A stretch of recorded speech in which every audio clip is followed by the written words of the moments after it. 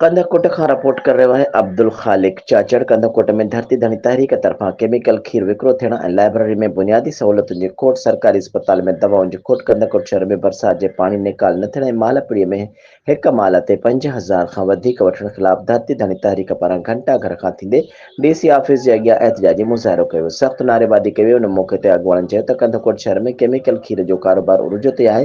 Chemical खीर जो कारोबार बंदि करायो वञे ऐं लाइब्रेरी में बुनियादी सहूलियतुनि जी खोट सहूलियतूं ॾिनियूं वञनि। मुख़्तलिफ़ मोहल्लनि में बरसाती पाणी बीठल आहे, उहो नेकाल कयो वञे ऐं सरकारी अस्पताल में डॉक्टरनि जी ग़ैर मौजूदगी में दवाऊं अणलभ आहिनि।